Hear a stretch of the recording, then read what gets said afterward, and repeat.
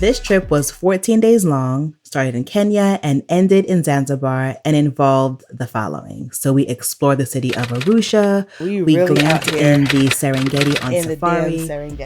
In a tent. Our bathroom. Okay, bam. The bathroom is, for it to be attended, is a very nice bathroom, I will say that.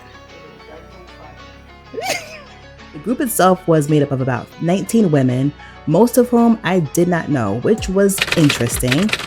All in all, it was so beautiful to be surrounded by such an incredibly diverse group of Black women.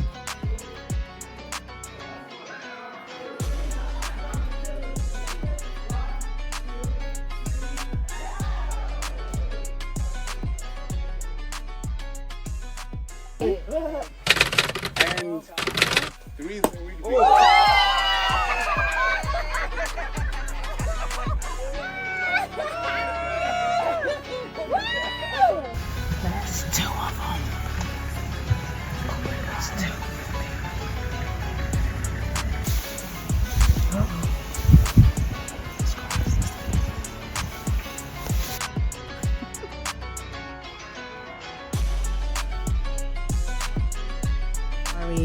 visited a gorgeous remote village in the foothills of the Kilimanjaro where I ate one of the best meals of my life.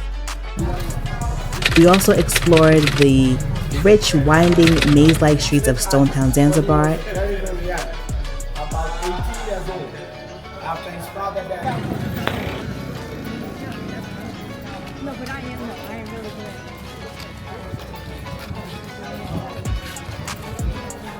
And I got a chance to swim in the clearest and bluest waters I've ever seen on the beaches of Zanzibar.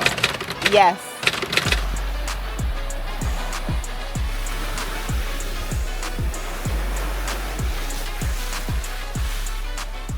The lead tour guide, Jerry, had the chef prepare a cake for us that was decorated with a picture of the continent of Africa and words that read, "USA to Africa, welcome home." As he presented us with the cake, he gave us a speech that was describing USA, how grateful he was. You guys, you bring back our happiness again to Africa.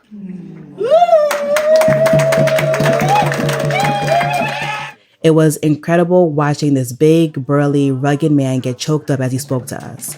When I tell you there wasn't a dry eye in the house, all of us were boo-hooing, and then in true Black folk fashion, we broke into dance shortly after when they broke out the drums and started singing.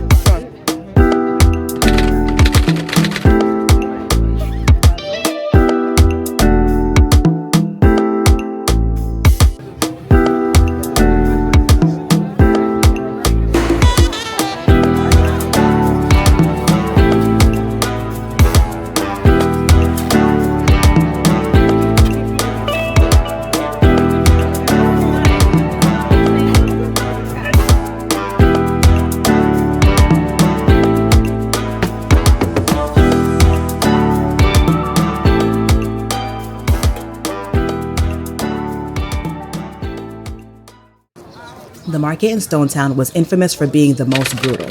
The pit and the slave market memorial is in the same location where enslaved people were gathered to be brought and sold.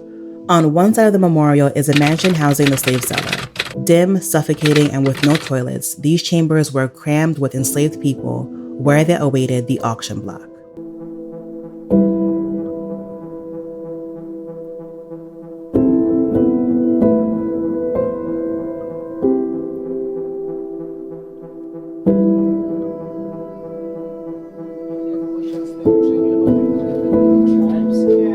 I took my camera down with me, and when I rewatched the footage, I heard myself say, I have to get out of here.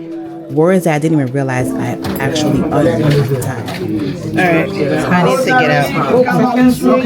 Okay. Yeah, look, once you just go behind me, I don't see you pass me.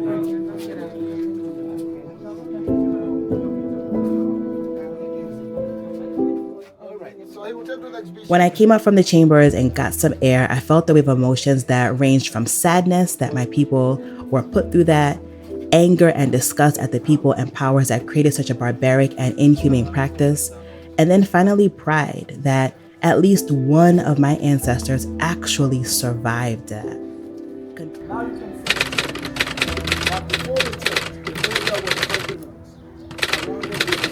the tree, and what we used to call the jojoba tree or the weeping post. So under that the tree was actually built after demolition of the slavery tree. That came on in 1873 and 1874. One of the things that also stood out to me was that the holding cells of the enslaved were literally beneath a Christian church, which to my understanding was not uncommon.